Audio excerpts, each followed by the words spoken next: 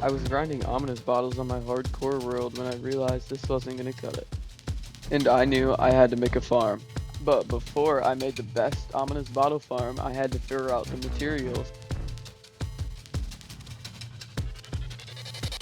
Let's get started, shall we? So what you're seeing here is me clearing out the entire outpost and making sure that there's enough space to build the farm. And I found through testing that burning down the entire outpost is the fastest and most efficient way to do it.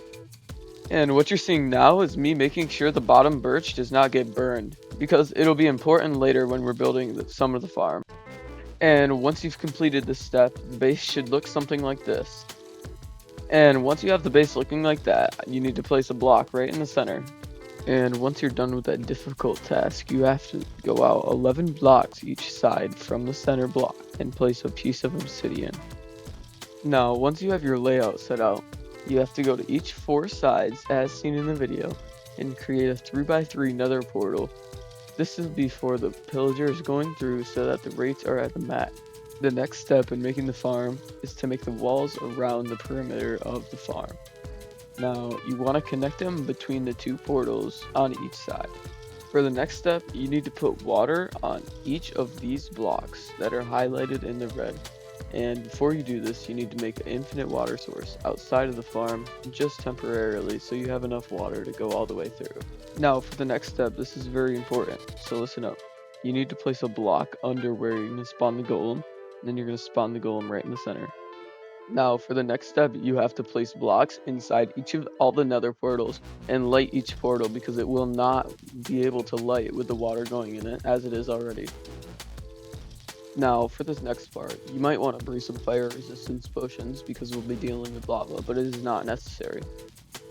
So, on the overworld side, you need to choose one portal, it does not matter.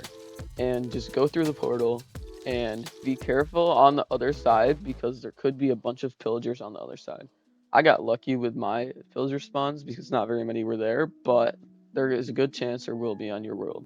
You will need to put your chest down first for this on the nether side, but after you get the chest down, you need to place the glass in the specific pattern I did. This is where those fire resistance potions will come into effect, because once you finish the glass in the same way I did, you need to go inside of the portal and break it with the lava bucket, and then after that, you need to place the lava on each side of the portal with using it in the exact same pattern I did.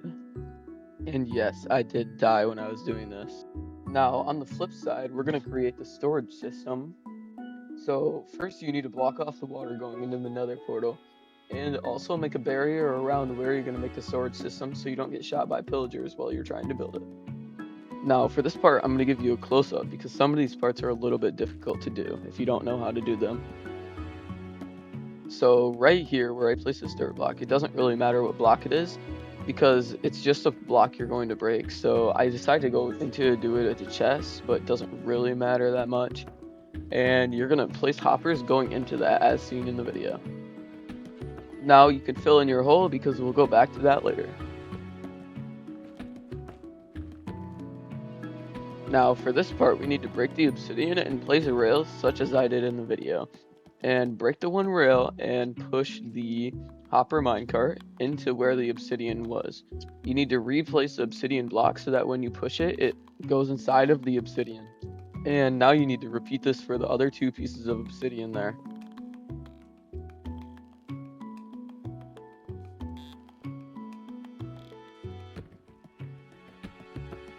Now you can replace the chests back to where they were before.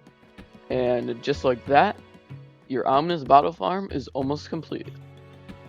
Now, I didn't show the entire thing on the video, but you need to break this border right here that I started breaking and the blocks inside of the portal so that you can relay the portal so that the farm will be fully working. If your outpost was in the middle of a plains, this does not apply for you. But if your outpost was in a very weird position like mine was, you're going to need to fill a platform so that you have max rates. Now, once you've done that, you need to make a scaffolding tower 100 blocks off of the surface of where the outpost was for max rates of the farm. And just like that, your farm should be fully completed. Now make sure to hit that like and subscribe button and follow for another farm.